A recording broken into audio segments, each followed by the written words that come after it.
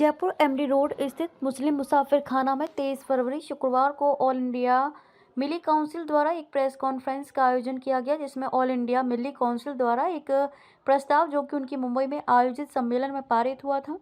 All India Milli council द्वारा भारत सरकार को एक घोषणा पत्र द्वारा अपनी मांगे रखी गई, जिसमें व्यक्ति संपत्तियों को सुरक्षा के संबंध में विकास मामलों के तहत जस्टिस राजेंद्र सच्चर कमेटी की रिपोर्ट, न्यायमूर्ति रंगनाथन मिश्रा आयोग की रिपोर्ट, सभी सरकारी संस्थानों में अल्पसंख्यकों के आनुपातिक प्रतिनिधित्व और सरकारी योजनाओं के कार्यान्वयन के लिए सिस्टम ग्रीन चैनल की तैयारी की मांग की गई।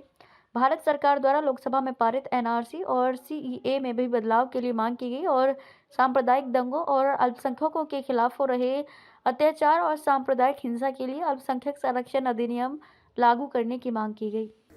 सर नमस्कार, आदाब अर्ज़। आज की ये press conference all India Milli council की ओर से पूरे भारतवर्ष में की हर राजधानी में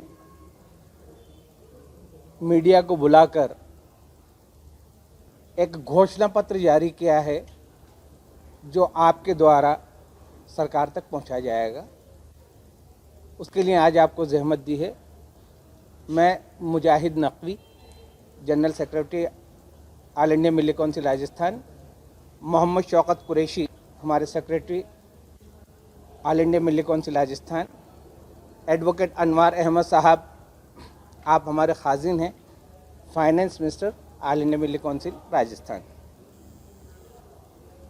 साथियों, जैसा आपको मालूम है कि देश में जो हालात चल रहे हैं और देश के अंदर जो चीज़ हो रही है और इलेक्शन भी आने वाले हैं, माइनॉरिटी मुस्लिम भी एक तबका है जो तकरीबन 15 से 18% इस हिंदुस्तान में के आबादी को का प्रतिनिधित्व करता है।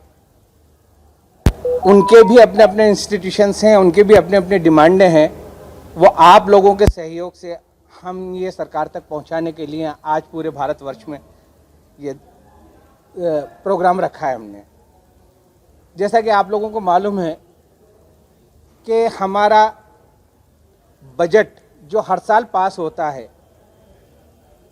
पिछले साल भी पास हुआ। फरवरी में 2609 करोड़ माइनॉरिटी के लिए रखे गए और आप लोगों की सूचना के लिहाज से आपको मालूम होगा कि तकरीबन 364 करोड़ ही उसके अंदर से खर्च हुआ। बाकी पैसा आज तक यूं का यूं फंसा हुआ है। सरकार अपने इलेक्शनों में लगी हुई है। जैसे आम विकास सब जगह होता है, उसी तरीके से माइनॉरिटी के जो अलग से ही संविधान में धारा 25 से धारा 31 के तहत जो जो अधिकार दिया, जो जो उनके काम होने चाहिए, उसके लिए सरकार को बताया गया है। विकास के मामलों पर हम चर्चा करेंगे, वक्फ संपत्तियों के बारे में हम चर्चा करेंगे। जैसा कि आपको मालूम है कि भारतवर्ष में रेलवे और रक्षा मंत्रालय के बाद जो सबसे ज़्यादा संपत्तियां हैं वो वक्फ बोर्ड के पास है। उसके रखरखाव के बारे में बातचीत करनी है। सरकार का इस ओर ध्यान दिलाने के लिए आज ये प्रोग्राम रखा गया है कि वक्फ संपत्तियों के बारे में हम बात करें। सांप्रदायिक दंगे कई जगह हो रहे हैं, कई जगह ऐसी चिंगारियां भड़क रही हैं, उन पर किस तरीके से काबू पाया जाए, इसके बारे में भी हम सरकार का ध्यान आकर्षित करना चाहते हैं। अल्पसंख्यक आयोग यहाँ पर बना हुआ है। अल्पसंख्यक आयोग क्या कर रहा है, अल्पसंख्यक के लिए अभी क्या क्या किए और क्या क्या उन्हें करने चाहिए। केंद्र सरकार का भी अल्पसंख्यक मंत्रालय है और राज्य सरकारों में भी अल्पसंख्यक मंत्रालय है। इसके बारे में भी आप लोगों को इस प्रेस नोट के तहत बताया जा रहा है। शिक्षा के क्षेत्र में जैसा कि आपको मालूम है कि माइनॉरिटी डिपार्टमेंट या माइनॉरिटी के लोग वैसे ही पिछड़े हुए हैं। सरकार की बहुत ज़्यादा सहायता की आवश्यकता है। माइनॉरिटी इलाकों में स्कूल नहीं है, माइनॉरिटी इलाकों में कॉलेजेस नहीं हैं, इनका अभाव है। अगर है तो वहाँ पर टीचर्स की कमी है, इसका अभाव है। इसके बारे में भी हम सरकार से ये चार्टर ऑफ डिमांड के तहत ध्यान आकर्षित करना चाहते हैं। साथियों, जैसे आपको मालूम है कि मुल्क में पहले भी उर्दू भाषा चलती थी, आज भी चल रही है। पहले उर्दू का स्तर बहुत आगे तक था, धीरे धीरे इस उर्दू का स्तर कम होता जा रहा है। उर्दू कोई मुसलमानों की ज़बान नहीं है, ये एक हिंदुस्तान में पली, हिंदुस्तान में पैदा हुई भाषा है जिसकी अनदेखी हो रही है। उसकी ओर भी हम आप लोगों का ध्यान आकर्षित करना चाहते हैं। हज यात्रियों के बारे में, हज कोटे के बारे में, हज सुविधाओं के बारे में, हज सब्सिडी के बारे में भी हम लोग सरकार का ध्यान आकर्षित करना चाहते हैं। एक खास बात जो इस घोषणा पत्र की सहायता हम हमारे बच्चों के लिए चाहते हैं, ये भी हम सरकार को इस तरफ ध्यान आकर्षित कराना चाहते हैं। जैसे आपको मालूम है कि हमारे यहाँ कई आयोगों की रिपोर्ट आ चुकी है और आयोगों में सच्चर कमेटी के आयोग जिसके तरफ सबसे ज़्यादा प्रमुख है, ये बताया गया है कि भारत के अंदर ख़ास तौर से मुसलमानों की तालीमी हालत इस तरीके ऐसी है जो SC/ST से भी बदतर है। किसी भी समाज को उठाने के लिए उसकी तालीमी तवज्जो, सरकार की तरफ से तालीम पर तवज्जो बहुत ज़रूरी है। इसके बारे में भी हम आप लोगों का ध्यान आकर्षित करना चाहते हैं। तो ये घोषणा पत्र है जिसके बारे में जो आपको वितरित कर दिया गया है। कोई सवाल हो तो आमंत्रित है। और इसको जारी करते हुए मैं आप लोगों से निवेदन करूंगा कि इसका ज़रूर लें, खड़े होकर फोटो ज़रूर लें।